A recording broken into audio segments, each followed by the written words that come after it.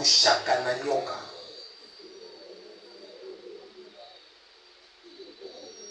Nyoka nde mwasi na yo.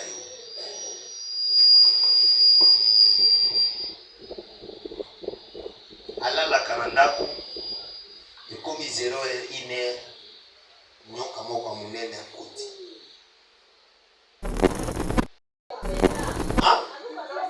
Azo passé 6e. Namoni année oyo esili année zo ya bawakili eputa.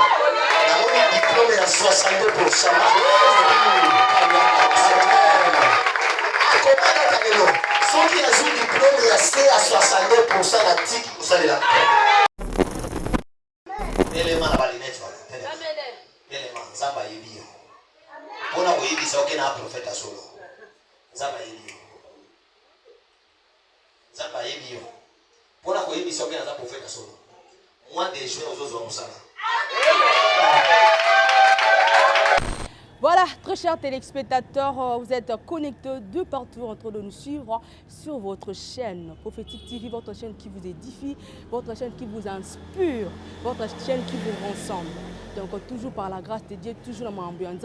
En tout cas, merci bien surtout vous êtes de partout, vous êtes connectés sur vos smartphones, sur vos récepteurs en train de nous suivre. En tout cas, merci d'abord de votre confiance et puis fidélité vos messages au Père Sabiso parce que nous sommes toujours là pour vous servir parce que c'est notre devoir. En tout cas, nous aurons toujours besoin surtout béni dans Katia Prophétique TV, na bokasité topé, na grâce aux Zambo à Père Sabiso, tous aux grâce pemeni ya mosali na Nzambe Sam Wanzambi. Donc, na yende, tous aurons grâce, tous profiter de la grâce aux Nzambe sala et pas naïe. Donc voilà. Merci à vous, c'est votre clarinant Tino qui est la présentation de cette belle émission comme d'habitude. Merci à toi, Jacques Pongo Aigle qui est derrière la caméra et sans oublier à toute mon équipe. Là, je vois Montréal. Becker, B13, j'étais sali là où tu es. Et sans oublier aussi à Nathan Mwamba, j'étais sali et pourquoi pas aussi à Prophète Fortina. J'étais sali aussi là où tu es. Merci Nabino surtout en tout cas. Bon, continuez Kolanabiso. Donc la grâce de Dieu est vraiment disponible. On prend d'abord cette spot et puis on se retrouve tout juste après. Suivez. Les épreuves qui engendrent les héros. Bienvenue à Doxa 2025, organisé par les ministères Génération Joël Secteur Bel Air, en date du 4 au 25 mai 2025, des 14h à 19h. À vos agendas. Prêt? Doxa 2025, une rencontre de héros. Hôte, pasteur Michel Badi. Orateur, pasteur Joël Kabwe, prophète Samuel Wanzambi, prophète héritier Grace Mousseba, prophète Francis Ngawala, prophète Joe Grace Minze, apôtre Jonathan Mongali, pasteur Irène Mandakou, ainsi que le révérend Réussite Boy Mandakou, visionnaire des ministères Génération Joël. Retrouvons-nous au quartier Bel Air, commune Kampemba, avenue des Pins, numéro 20, ville de Lubumbashi. Et tu es un héros. Cordial bienvenue.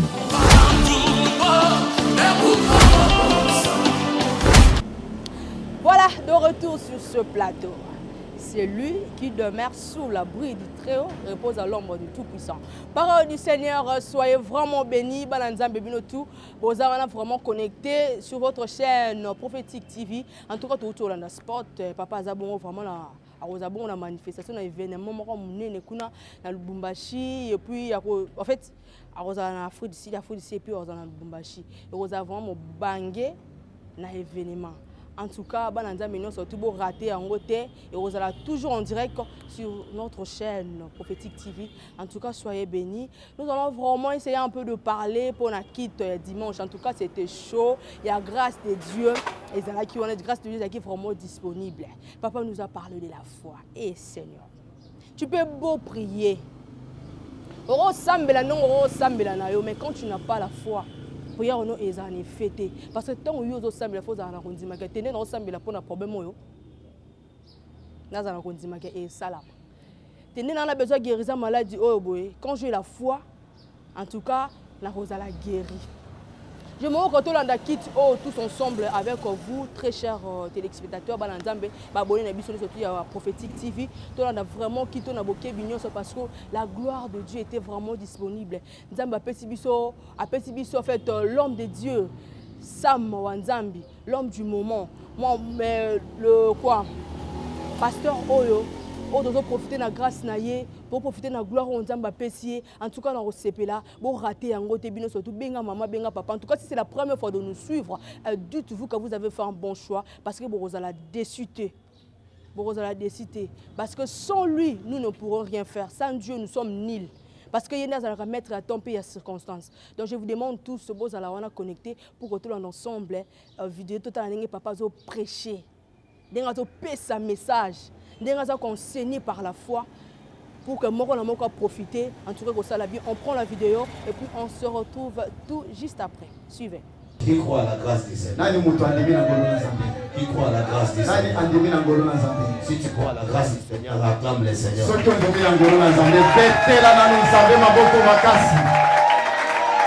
Tu sais une chose. Tu sais une chose. Lélo, je viens déloger quelqu'un. Je viens donner à quelqu'un. Je viens déloger quelqu'un dans une maison sans préavis. Amen. Et j'ai besoin de quelqu'un de me porter plainte au parquet parce que je veux me défendre au parquet. Amen. Je suis venu déloger quelqu'un dans une maison sans préavis. Je suis venu te dire quitte cette maison sans préavis. Tu es la garantie que tu n'as pas de garantie. Tu vas quitter cette maison. Je suis venu te faire sortir de la maison de la sorcellerie. Tu avais imposé. Tu es avec une mandat.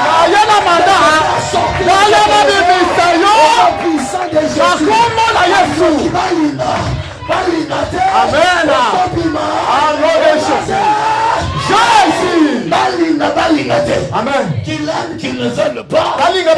Tu vas quitter cette maison. Tu vas quitter cette maison. La prison contamine. Ta chambre. Tu vas quitter. Jésus. Alléluia. Amen. Acclame le Seigneur. Acclame le Seigneur. Yes. Alléluia. Amen. Alléluia. Amen. Acclamez très fort pour la gloire de Dieu. Jésus. Alléluia. Amen. Nous avons lu la parole du Seigneur. Dans Matthieu chapitre 9, le 20e verset. Matthieu chapitre 9, 20e verset. Chapitre 9. Comme tu as fait de sceller ta bénédiction dans ta rivière. Amen. Matthieu chapitre 9. Matthieu chapitre 9. Il y a un lecteur de la Bible ici. Oui. Vous voyez quand la Bible est dans l'église.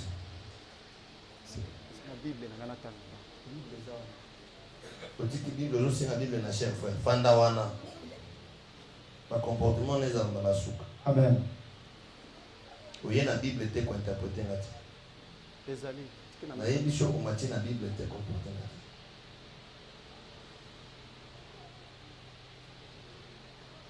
Je lis la parole du Seigneur au nom de Jésus. Amen. Et voici Tala. une femme teinte d'une perte de sang depuis 12 ans. Voilà 12 ans. S'approcha par derrière et toucha le bord de son vêtement. Car elle disait en elle-même, si je puisse seulement toucher son vêtement, je serai guéri. Si je puis seulement toucher son vêtement, je n'ai pas besoin qu'il me touche. Je n'ai pas besoin qu'il parle de moi. Je n'ai pas besoin qu'il prophétise sur moi. Je n'ai pas besoin qu'il prie sur moi. Je n'ai pas besoin qu'il déclare sur moi. Je n'ai pas besoin qu'il impose les choses sur moi. Je n'ai pas besoin de service prophétique. Si seulement je touche, si seulement je touche, je serai guéri. Alléluia. Amen. Et Jésus se retourne et dit, En le voyant, prends courage, ma fille.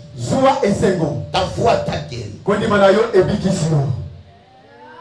Et cette femme fut guérie à la même ère. Parole du Seigneur. Amen.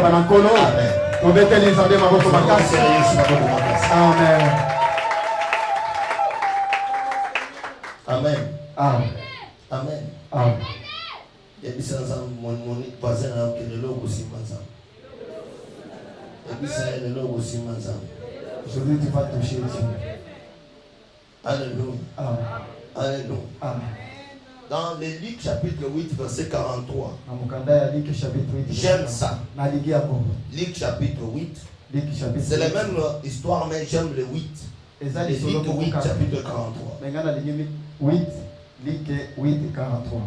Luc 8 43. J'aime sa façon de parler. L'écrivain a bien écrit. Or, il y avait une femme atteinte de perte de sang depuis 12 ans et qui avait dépensé tout son bien pour le médecin sans aucun n'ait pu le guérir. Elle s'approcha par derrière et toucha le bord du vêtement de Jésus. Au même instant, la perte de sang s'arrêta. Amen. Et Jésus dit, qui m'a touché? Tous se défendaient. Pierre et ceux qui étaient avec lui dirent, Maître, la foule t'entoure et te presse. Et tu dis, qui m'a touché? Mais Jésus répondit, quelqu'un m'a touché. Yes. Quelqu'un m'a touché. Car j'ai connu qu'une force était sortie de moi. La femme se voyant découverte, vint toute tremblante, s'est jetée à ses pieds et déclara devant tout le peuple pourquoi elle avait touché. Et comment elle avait été guérie à l'instant même. Jésus lui dit, ma fille, ta foi t'a sauvé. Va en paix.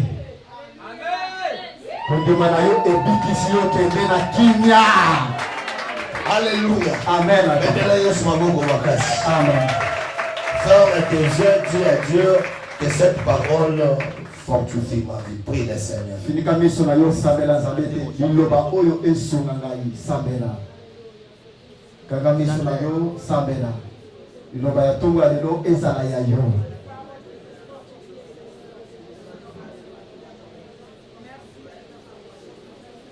Bondela. Priez. Oui, au nom puissant de Jésus. Oui, au nom puissant de Jésus. Oui, au nom puissant de Jésus. Amen. Amen. Amen. Amen. Acclamons le Seigneur.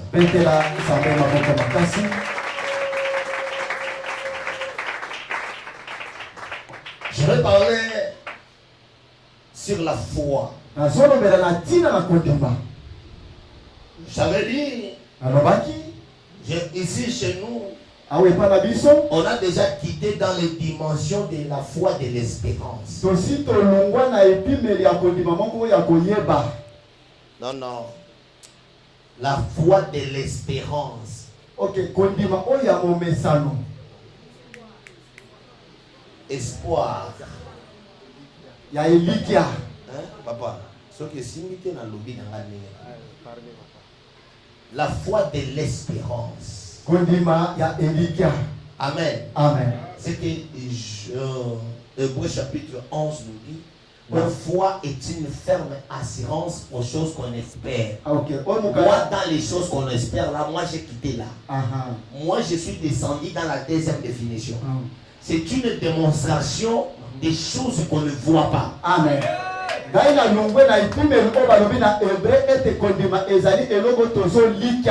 démonstration des choses qu'on ne voit pas. Moi, je ne vois pas la guérison, mais je démontre la guérison. Amen. Moi, je ne vois pas la richesse, mais je démontre que je suis. Amen.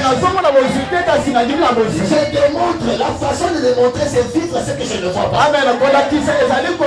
Je suis en train de vivre les véhicules que je n'ai pas encore vu. Amen. Je suis en train de vivre des immeubles que je n'ai pas encore dépassés. Je suis en train de vivre la guérison que je n'ai pas encore vécue. C'est ça la foi que je fais. Démonstration des choses que je vois pas. Je vais te démontrer la foi. Et la Bible nous dit cette femme avait la foi au docteur. Alléluia. Amen. Elle avait la foi au médecin. Et elle partait au médecin avec son argent. Elle donnait l'argent parce qu'elle avait la foi que les médicaments des médecins va le guérir. Et ce qui était étonné, elle avait l'espérance que comme je prends les médicaments, je serai toujours guéri.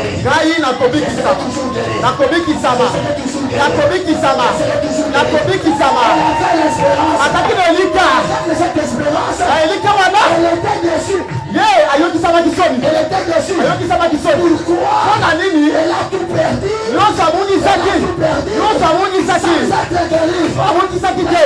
Elle a changé la dimension de la foi. Elle a changé la dimension de la foi. Elle a quitté dans l'espérance. Elle a entré dans la démonstration. Cette fois-ci, tout seulement, je touche. Je serai guéri. La conviction.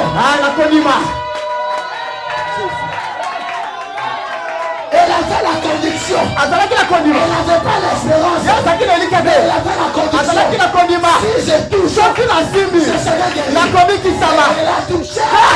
Elle a guéri. C'est ça la démonstration. Pas de l'espérance. Nous avons la conviction. Notre délivrance. Nous avons la conviction. Notre guérison. Nous avons la conviction. Quand dans ma soute à Kadiana,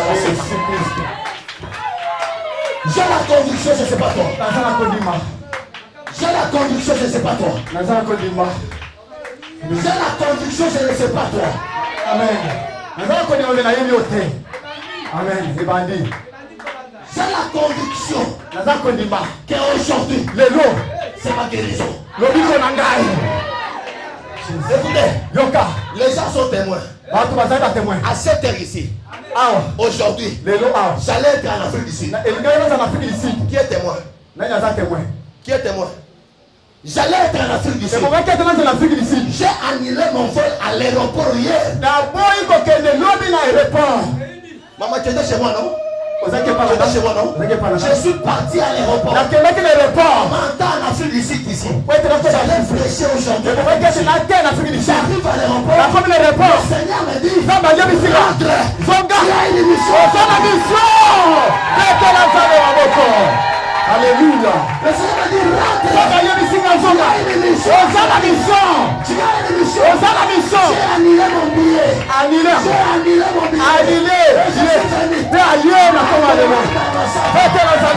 Ce matin, à cause de mes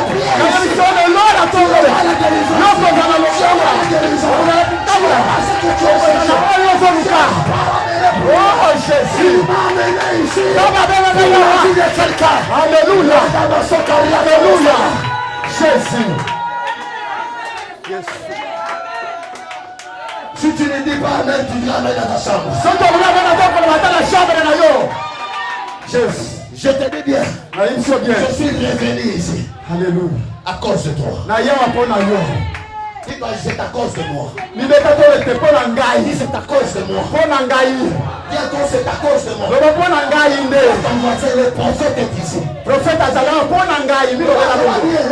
est ici. C'est pour nous. Il n'est pas à la fin du Sud. Il est à Kinshasa. À cause de moi.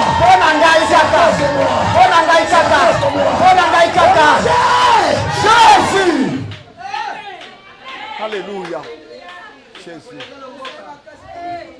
Écoute, c'est pas facile. Hein? J'étais à l'aéroport. Avec tout. Avec tout.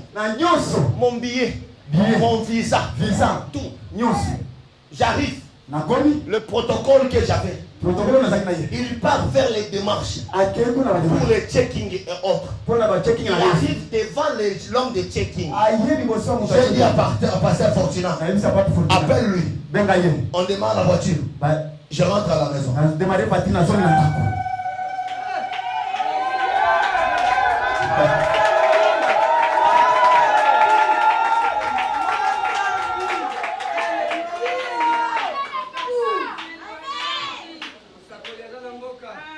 Je rentre.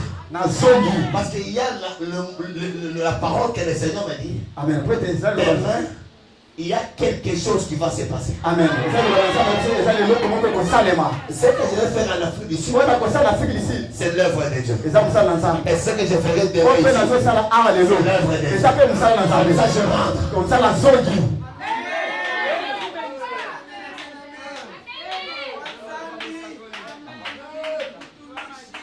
J'essaie de venir comme ça avant de quitter la maison. Le pasteur de l'Afrique du Sud m'appelle papa. Tu es où? Tu es dans quel hôtel? C'est le temps de prêcher. J'ai dit je suis au Congo. Il n'a pas compris. Je sais que ça lui fait mal au cœur. Alléluia. Amen. La charité bien ordonnée commence. Amen. Écoute ça. Écoute ça. La femme a monté la dimension. Elle avait l'espérance. Elle avait la confiance au docteur. Comme toi, tu avais la confiance aux hommes. Et ce matin ici, je viens te dire, enlever la confiance aux hommes.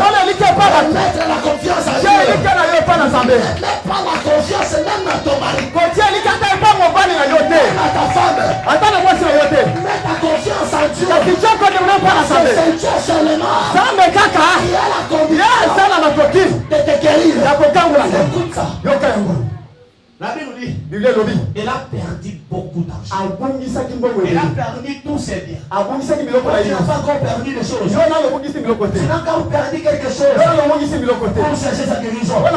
Écoute, j'ai béni les gens de Pète du Nord. Ils ont perdu leur billet jusqu'à Brazza. Ils ont payé encore, ils ont risqué les fleuves Congo. Kinshasa. Ils ont payé l'hôtel.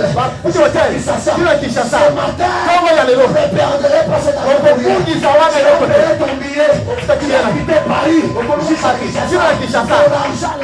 Ton argent là, alléluia. Jusqu'ici à ton argent là, c'est un sacrifice pour toi. Amen.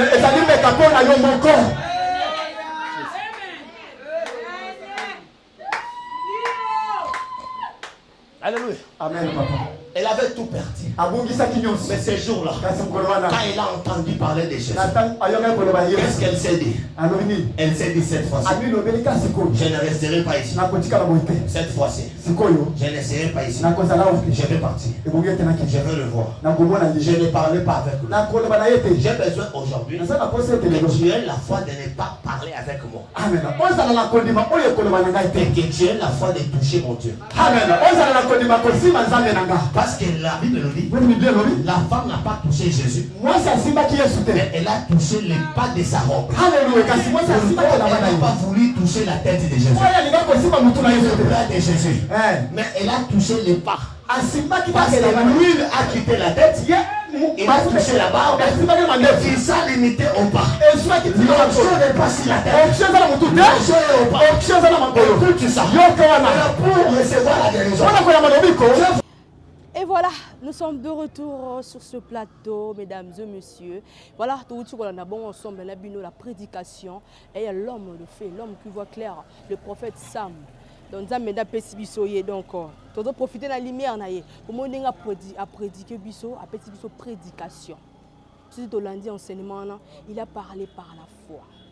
Il a dit la foi. Et ça, vous en fait.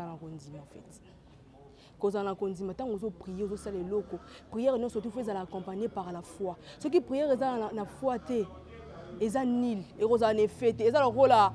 En fait, on a musala boye, on a nepo tika sala, ayebi objectif te eloko te aotrangale na ye ka bongo aosalaka tika sala yebi te ke ana makanisi ke lobi fo ezala boye lobi fo ekende boye lobi fo avancer il faut akoma na hauteur moko boye alobi lelo il va déloger quelqu'un les boutures de la prédication donc on va la déloger en fait on va la déloger il va déloger quelqu'un sans préavis donc aussi qu'on a qui au longwe sans préavis.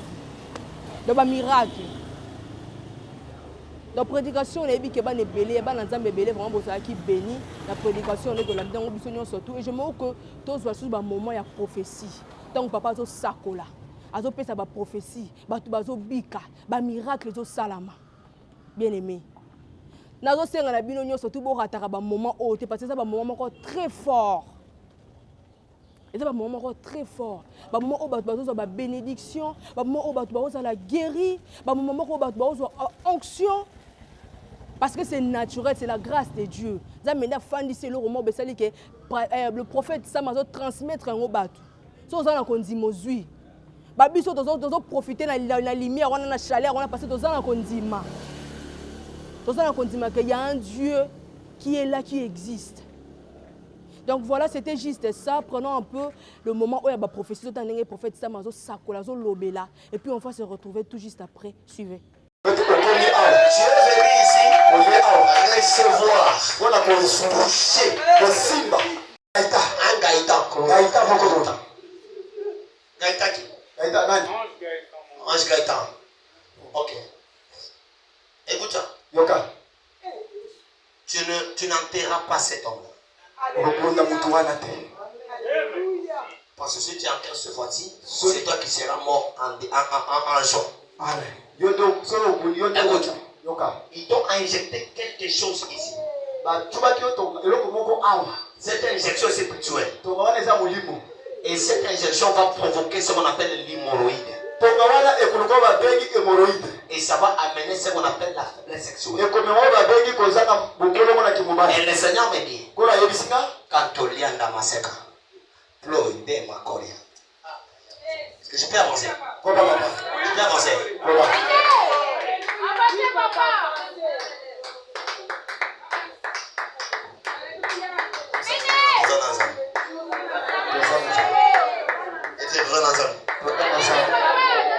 Vous êtes tous ensemble. Tous ensemble, mon bimba.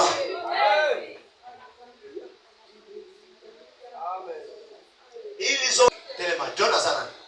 Levez-vous, John Siki. John Nazaran, tellement. Azar Minayo. Vous savez comme ça presque mon. Azar. Ok. Nicolas Tikoleka. Vous savez que moi, échange de paroles à John. Pour un bon. Et ça qui $253.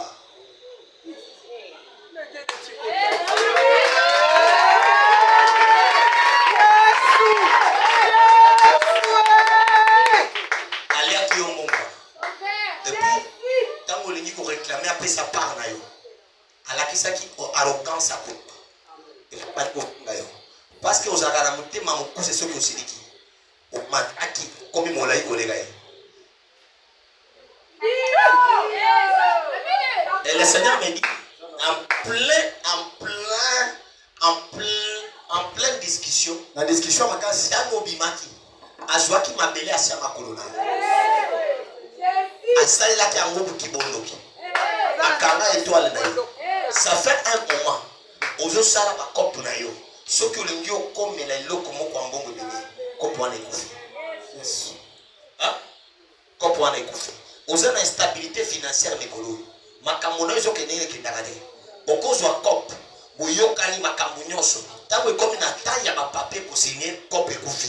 Tango comme kata mboko kokota cop et couffé. C'est parce que étoile na yo bazo sala lango. Mais na tango ya lelo na zo zongi c'est étoile na yo.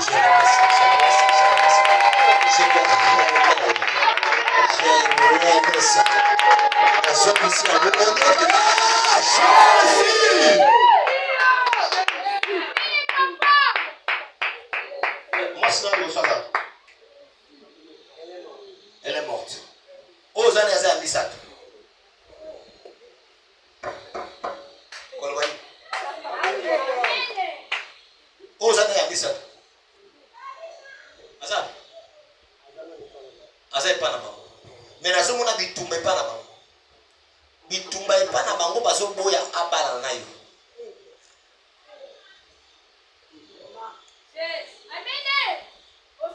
bazoboya abala na yo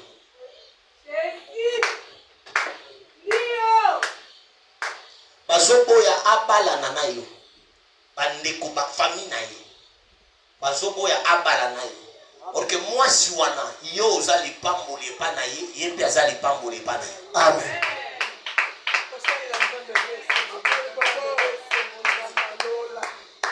Donc, pourquoi? Voilà dit. Parce qu'il n'a pas avancé. Come on, daddy.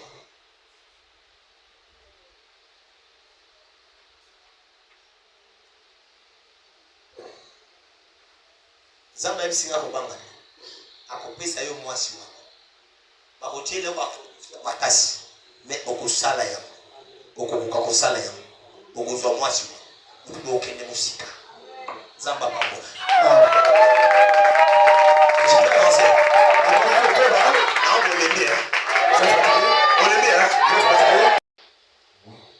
Zamba a épargné yo na prison.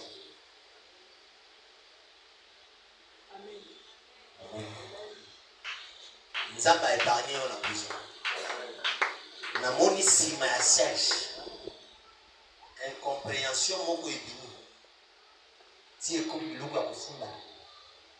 Ti ekomi ba fausse accusation sima na yo.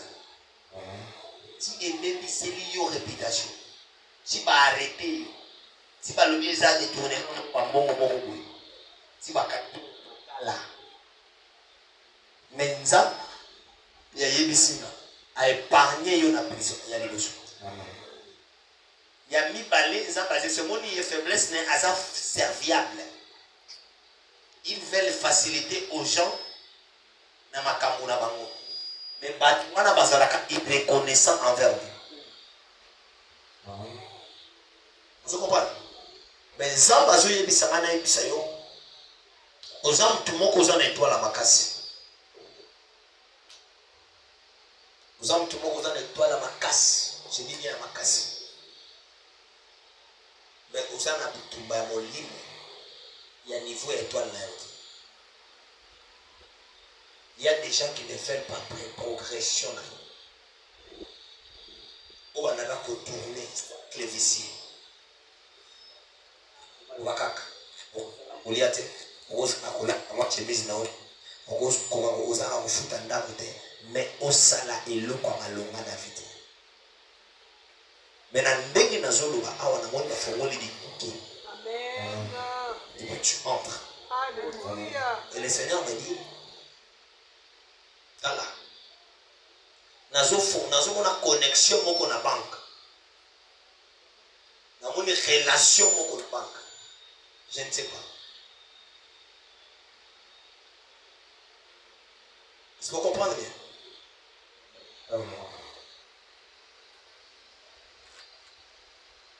Namoni Nzambe atie connexion flèche moko euti epa na ye ekei na biro moko ya banque efandi na tout Nzambe ni abitala eza connexion eza relation nga Nzambe na pesi na gérant moko ya banque. Je ne sais pas si vous avez une relation na gérant moko ya banque. On sait pas encore, non? Hein? Pas vraiment, il y a ya kati te mais bosololaka. Oui. Mais namoni Nzambe afungoli yo motema kuma. Et puis gérant wana approché yo. Na banque moko monene ya Kinshasa. Gérant wana approché yo. Et puis à lobby, non, je te vois toujours, tu es trop intelligent. Moto moko awa azosala ba bêtise ebele. Na côté ya gestion. Viens, tu vas travailler là-bas. Et puis, namoni ozui gestion ya banque moko. Okomi gestionnaire na banque. Et le Seigneur me dit, eza eloko na yo oyo kozwa lelo awa. Clé oyo kozwa lelo awa. Zamba pakola. Amen. Bete leso na boko makasi.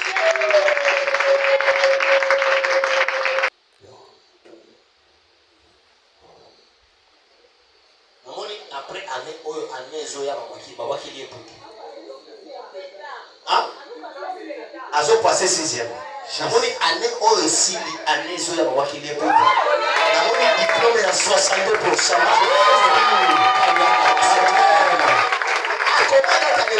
Ceux qui ont un diplôme il a C à 62% la tique pour ça les là.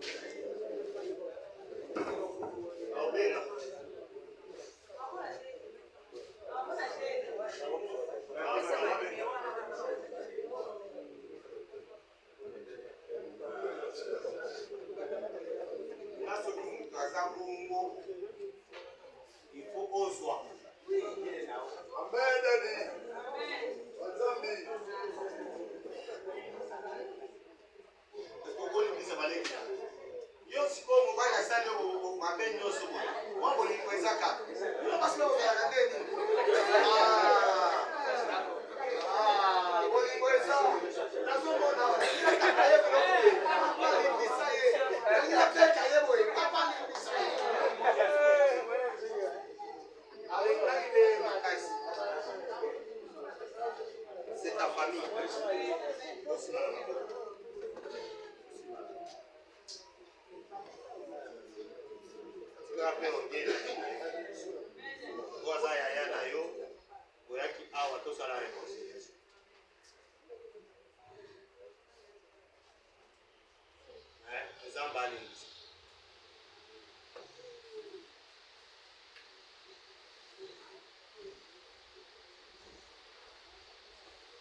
Zambe amona Mulungu aliboso ozaki na ngobezo ngala kati. Amen. Bolingisa. Ozala bomoko. Ozala ngoko sa chaque azo amona ko. Alléluia. Amen. Ozala kosa bana abo. Amen. Ozala kosa kubala abala. Amen. Ozala kosa okene musika akene musika. Amen. Tant que homme de Dieu n'a pas mouru. Amen. Bolingisa. Abezo wakalisusite na ligeta na suka makambo nyonso ke na ibakeli na yango. Oli grâce aux ozo. Boloye na keta baka. Batu ya age na yo bedele basanga ngo. Bankaka ya age na nge boke bomekonda yo. Batu ya age na yo bedele. Batu age na nge ina. Okuta na boye nzamba pesa bango temps. Komona mpidina na nzamba pesa zongela ye. Yako vutukila ya basanga. Boke na yango te. Par rapport ya maerere mabe salema ile kame na moment onza mapesi grâce. Amen. Na ba mamu ya mingi oke lutaka kesa langa ya bi pesa me na tango ina nzamba amepesa nge grâce. Ozo. Vutukila nzambi. Fongola mtema na yo. Kabola ntima na ngere. Tumimisa kibetu. Afeke betu kubimisa ki. Donc mamu nyonso ya bi kati na ngere. Nzamba papa. Zamba pamoja yo tumeteleza kwa maboko makasi. Tumeteleza kwa maboko makasi.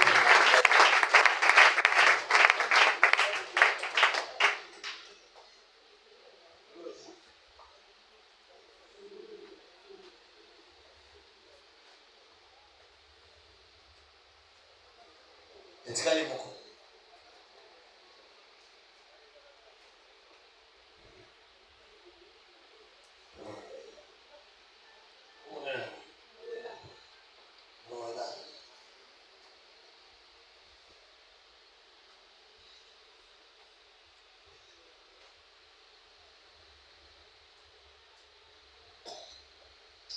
Essa é graça no meu caso.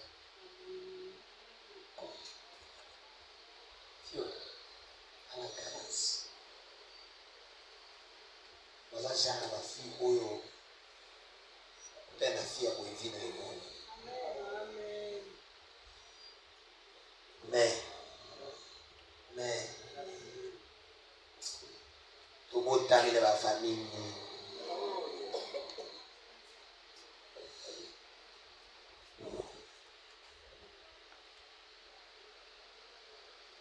Abondisi fio na molimo vuna ne bai.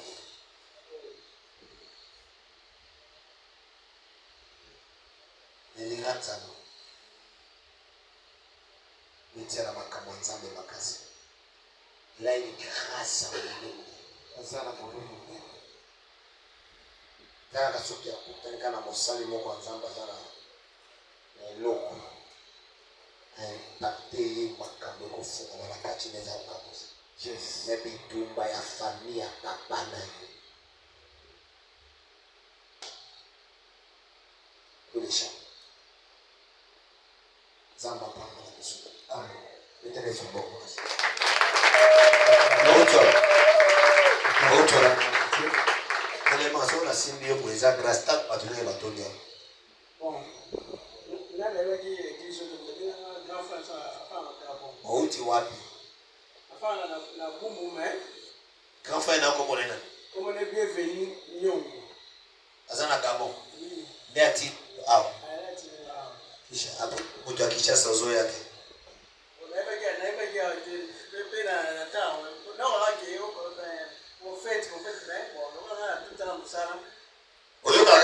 Prophète.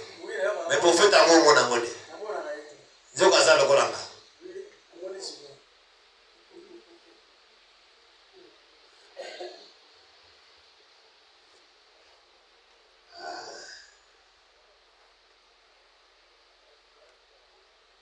Paul azana ni hao. Ndio kakopwa Paul, nezana. Qui est Paul ici, on vient les noms. Paul. Ndio kakopwa Paul. Mama eza yote na oluka na église mobimba na joka kombo ya Paul. Paul azana. Jean Paul, tenema. Unjua. Minase.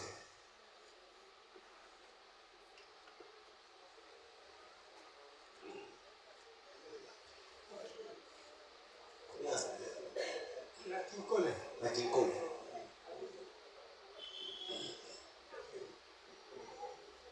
Oui, Jonathan. Jonathan a eu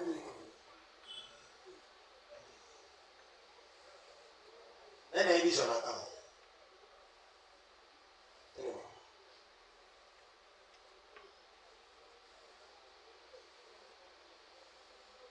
Yo wawaki leo mae bebe okene okuma musika tena. Wawaki leo mae bebe okuma musika tena. Fo makambo malamu yenye komela yo. Ekomita. Ozobi kavine cheserese za makasi. Nzamba ebisika kokoma na yo awa azofunga. Amen. Akufungola yote akufungola nani kuita na bino.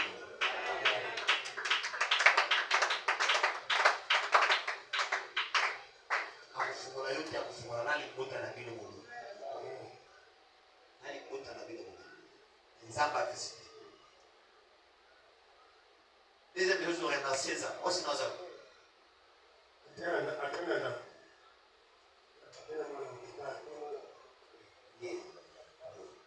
Parce que tout ni moi sinon parce que na mona zo lela ni wezo kota na ndako na mimi. Na remercier Nzambe kuya awa bibisi ni wawa na ono deje. Na ozo lela. Problème la barin. Hein? On met la barin.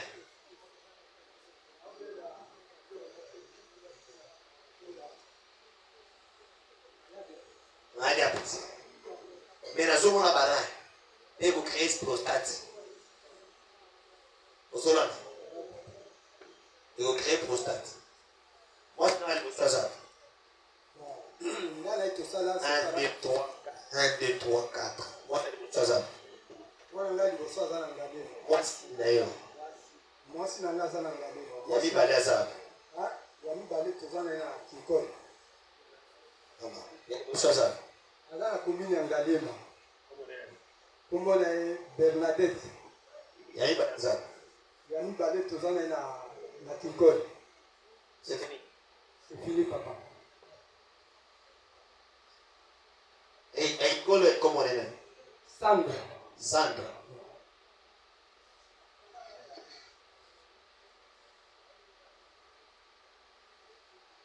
Sandra, vous n'avez pas la commune. Roboti na eba na mibale. Mibale. Ya iboso boti na eba na combien? Ya liboso na toboti 6. 6.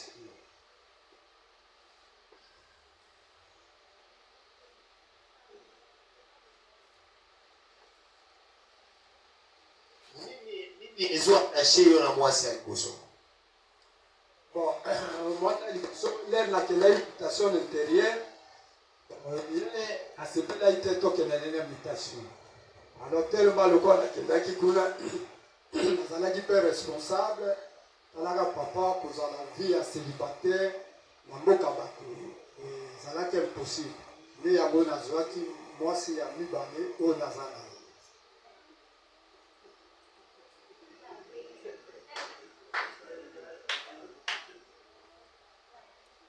Maintenant, moi, c'est un négociant à Boya qui l'a dit. À Boya, il y a l'habitation. Et puis, c'est pas la seule côté. Puis là, na zongi awa, tozalaki séparation. Naloba papa nga na séparation ezali du corps.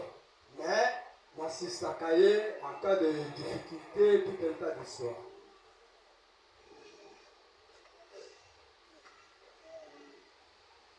Okanisi loba ebisaki okanisa bisika touta. Bon, problème na ye, puisque tikalaki na honoré de pas honoré qui était, yango ebendeli biso problème wana nyonso te. Pourquoi boya ko honoré? Bon, là nazalaki awa papa, nazalaki na ba possibilité te. Tango ozwaki possibilité pourquoi ozwaki ko honoré?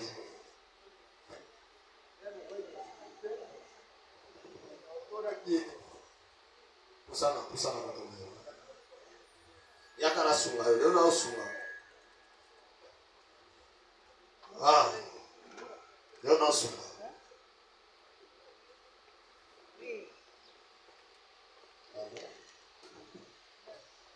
Wana kama.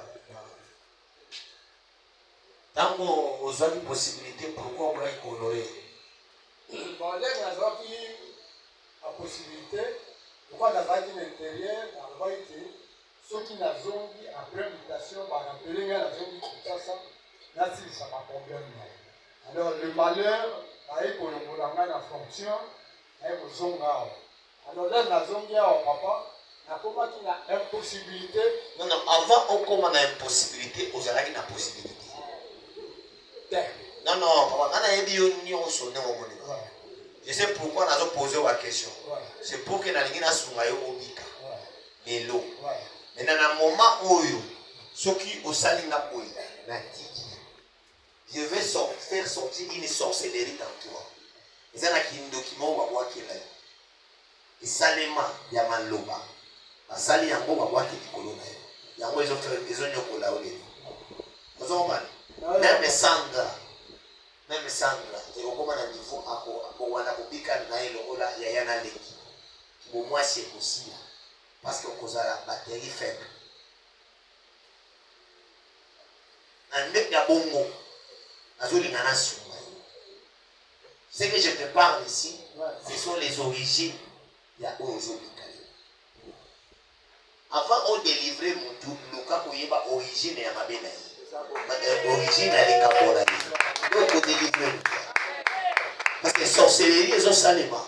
Ma famille à moi c'est une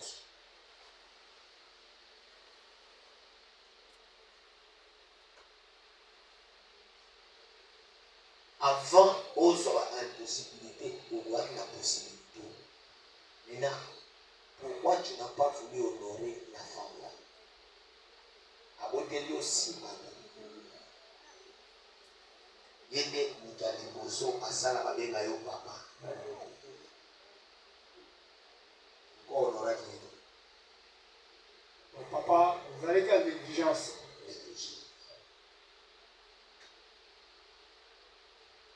Et le quoi?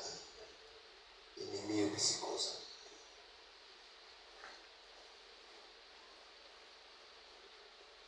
Nasula. Souverain papa. Marie Azana. Marie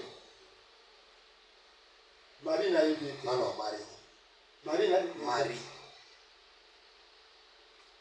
Marie n'a eu de pas. Marie. N'a eu de pas.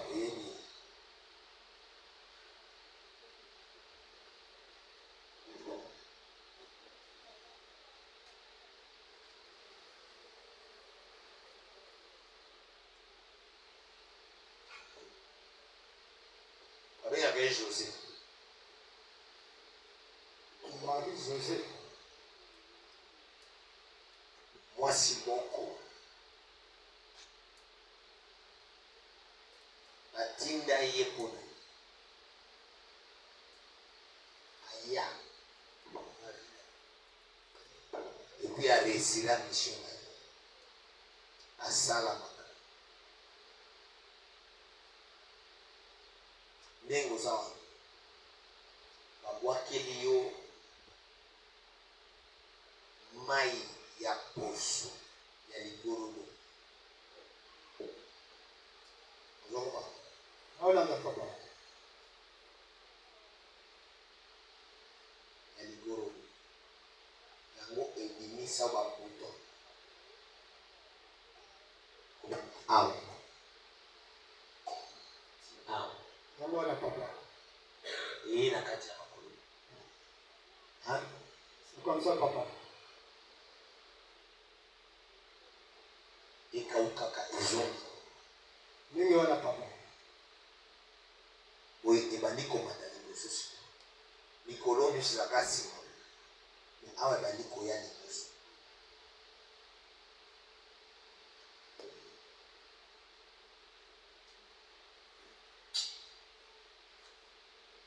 Omoni kilota noir olataka. Alataka ngo papa.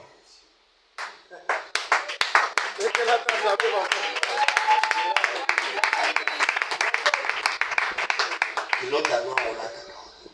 Parce que c'est la kabibali. Il y a noir mais il y a bleu. Bleu foncé. Exactement papa. Oh, il y a noir. Et boum, à un certain moment. Vous voyez comment on a ngoté. Autour de moi, c'est là. Ça. Qui l'autre là, on a capté. Aïe, ça va te sac à la carte à la base au Lucabo. Les abonnés. Vous avez papa. À un certain moment, il y a des benga yo aïe bisa yangoyo. Et ça là qui n'a valise au ya noir. Parce que ça n'a valise mon noir. Hein? Valise à noir. Zali. Direct à l'école chez Beba. Hein? Zali. Hein? Zali.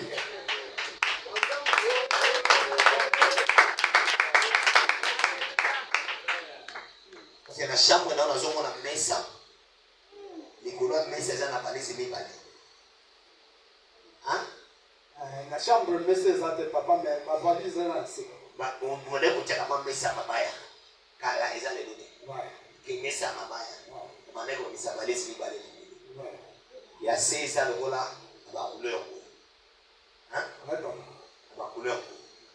Il y a des colos, il y a noir, tout noir. Directement au bébé. Il y a 5 déjà de la moisika. Ouais.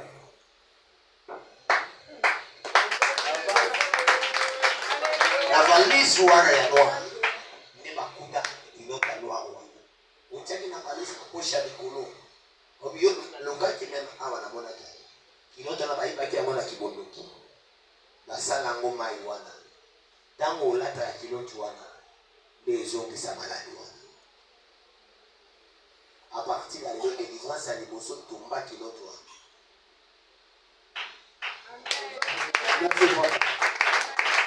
Les magasins qui même l'autre on attaque à moi. Moi, il m'attend.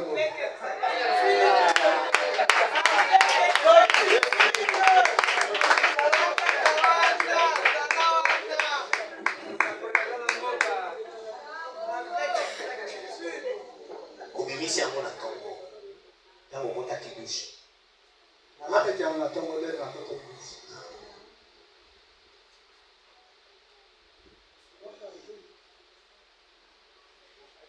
Attends. Exagéré. Exagéré. Exagéré papa. Papa, oh, il faut la surveiller.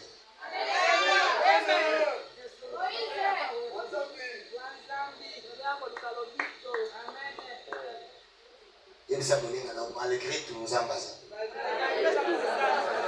Malgré tout.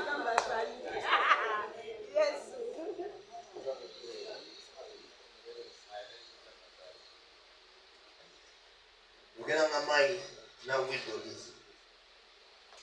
Ok? Lukela ngama yonga.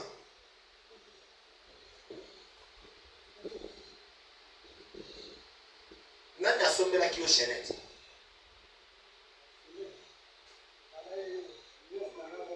Ha? Atekela yo shenete. Yo ozanga shenete nakati na. Wala di shenete nakati. Isa.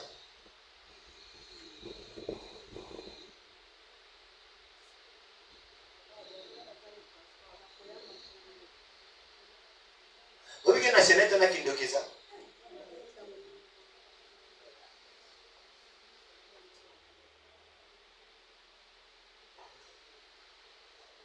Shenete oyo isala keba lokana na elongi na.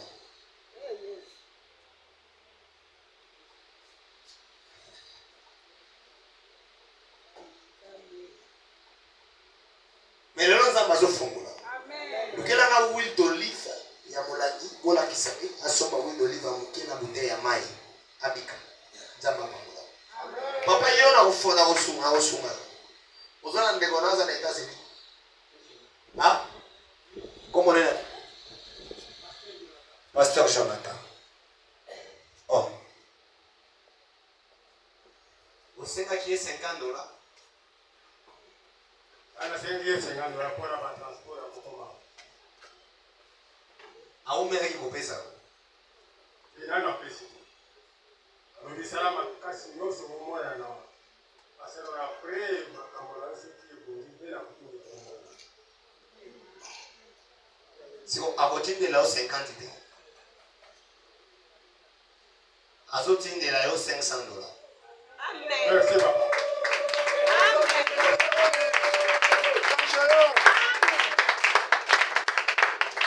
Parce que ozo le qui na moment moko a passé na vie. Même colia na les a passé. Tout c'est difficile pour toi. Et ça passe au fond là on est. Azotin de là $500. Moi c'est non ça. Vous savez qui est?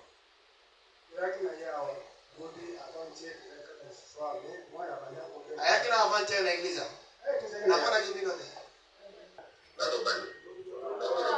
Eh so kende 4.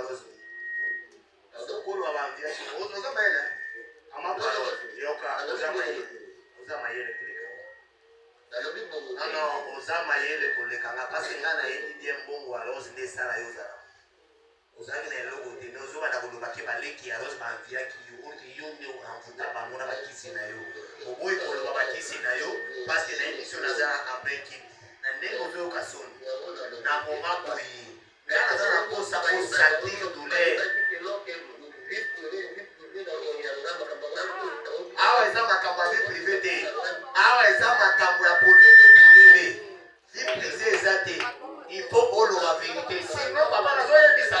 Oye, va ceux qui n'attendent jusqu'à 10, nous n'aurons qu'à jusqu'à ce que Bélier soit voyant. Ceux qui ont besoin de ceux qui pensent, tout compter. Tout compter. Tout compter.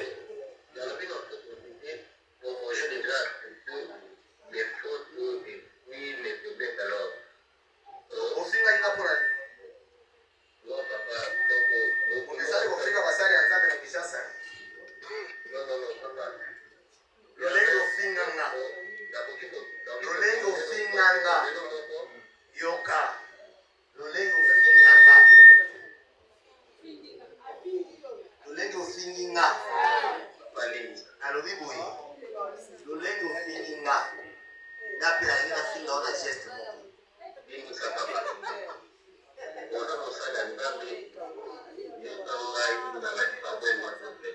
Nazolinga osala 3 jours au monde à 3 jours au monde.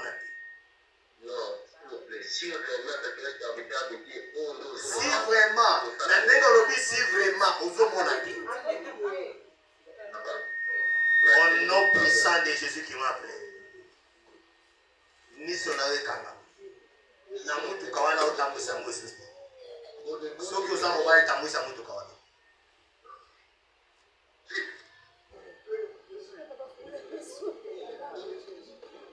Soki uza mobile tamwisa mutu kawana.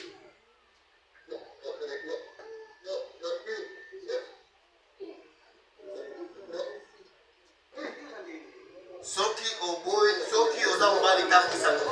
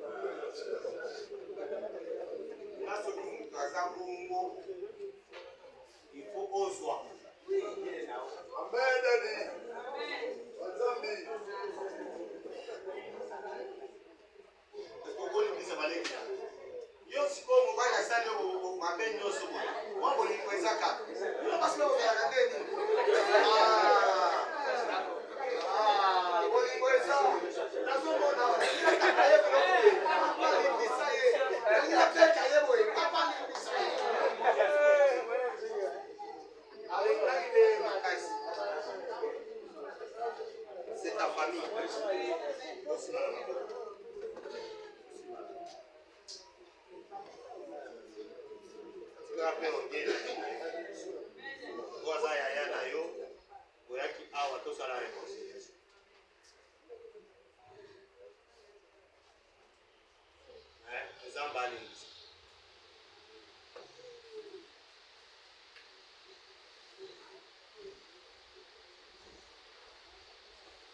Zambe amona Mulungu aliboso ozaki na ngobezo ngala kati. Amen.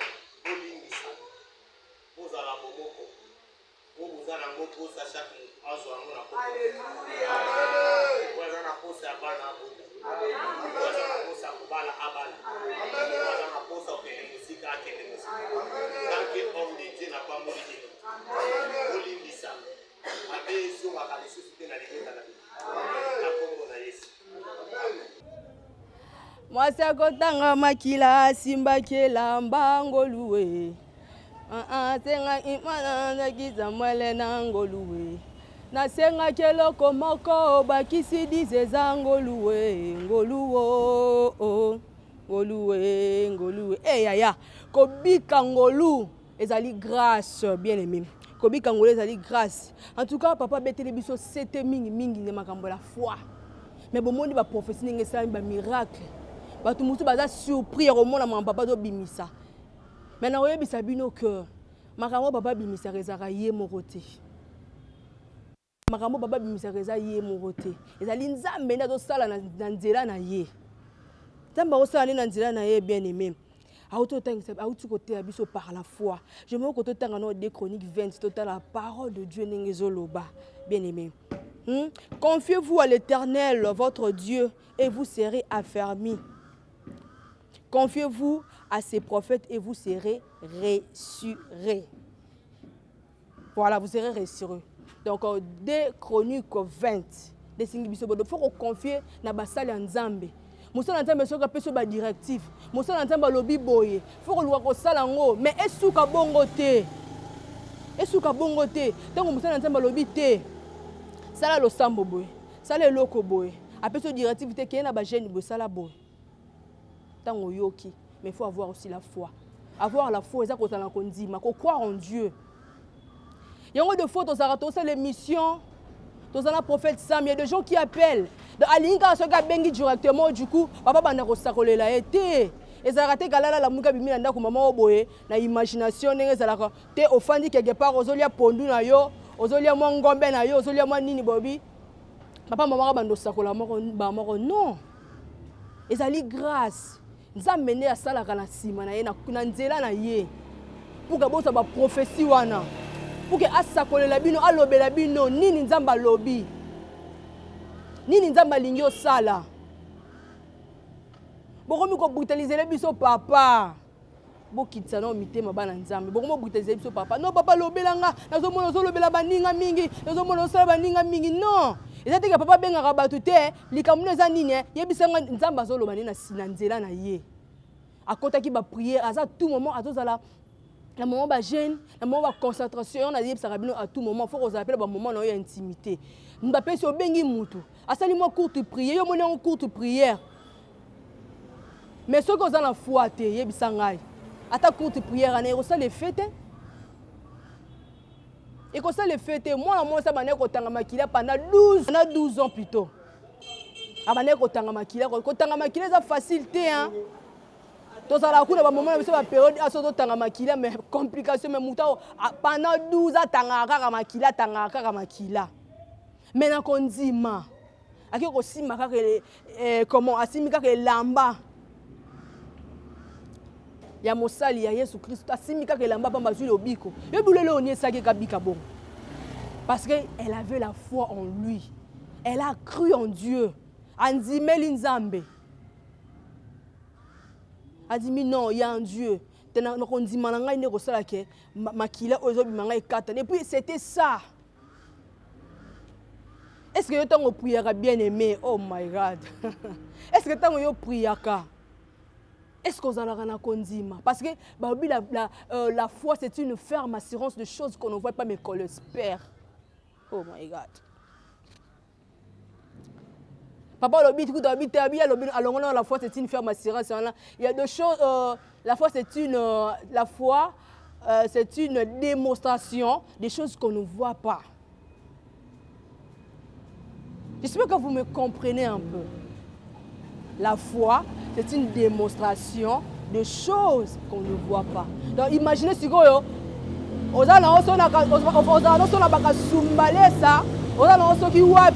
mais au la démarche, il n'y a ni voyage, au quand on a ambassade Moroté, mais tu as la foi. Aux gens qui disent que tu as Schengen, tu as Poto, tu as les États-Unis, tu as le Canada. Vous pensez que ça va pour nous? Donc, c'est très important, c'est très capital dans nos vies. et surtout dans la vie chrétien, il faut avoir d'abord la foi. Il faut avoir la foi. Il faut vraiment avoir la foi. Démonstration de choses qu'on ne voit pas. Eh, yaya. Il faut avoir makasi, hein. Pour une simelo romoro boye, ou éviter ce que au salama, ce que au salama n'a pas ou imagine que nous avons un côté là. Donc ce n'est pas facile. Donc prédication est vraiment important. Édifier Batou, ébeler, Batou inspiré parce qu'il y a d'autres personnes qui banaliser. Mais avec cette prédication, je pense qu'ils ont vraiment appris quelque chose de très important. Parce que Marambo est très important et je pense que va changer façon la bango ya kosala makambo nzambe. Ba changer vraiment façon la bango ya kosala makambo nzambe. En tout cas, on était vraiment bénis, chers téléspectateurs, nos abonnés de Prophétique TV. En tout cas, je vous demanderai plus de partager nos émissions, toutes nos différentes émissions, partager, commenter, liker. Donc c'est une façon aussi il y a soutenir peu. Il y a soutenir peu Moussa Nzambe Nzambe parce que il y a vraiment à inviter dans le principal. Donc il y a vraiment net aux arènes pendant tout moment oh bozo ça ba prophétie bozo ça la béni c'est grâce à ce grâce à Yadadi Nabiso. Donc voilà, beau commenter, beau liker, beau s'abonner surtout. Abonnez-vous au massivement sur votre chaîne Prophétique TV. Donc s'il y a des remarques, en tout cas, n'hésitez pas. Mon numéro est là, 089 61 696. 089 61 696. Et le numéro de prophète Wanzambi sera toujours affiché à bas de vos écrans. En tout cas, restez toujours branchés pour ne rien rater. Je vous aime tellement. Soyez bénis. Au revoir.